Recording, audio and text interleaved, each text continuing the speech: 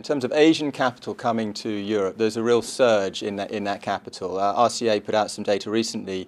For the last year, there's been twice as much capital coming from the east to the west as there is from the west to the east. So it's staggering in terms of the increase, and it's very diverse. It's coming from not just China, it's coming from Malaysia, Singapore, Korea, Japan and Australia. So there's a wave of capital from very different sources, and it's driven by a range of factors. So it's the pricing in those markets, some very aggressively priced markets, 2.5–3% cap rates in Taiwan and Hong Kong.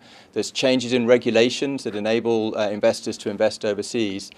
And there's an appetite for real estate because up until now there's been very little exposure to real estate. It's all been fixed income. And now they're allocating more to real estate and often on a global basis.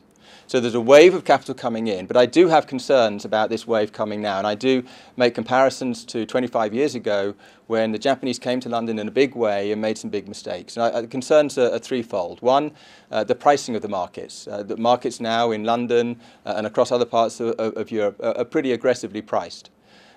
Secondly, there's an issue about finding the right partner and finding the partner over the long term.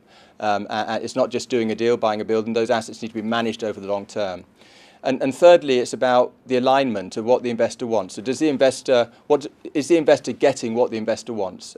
Is there a style drift? Are they taking on more risk than they anticipated? And so what we're trying to do is help these investors coming from overseas to manage those risks, not invest at the top of the cycle, scrutinize their managers and ensure that their process is very aligned with their objectives.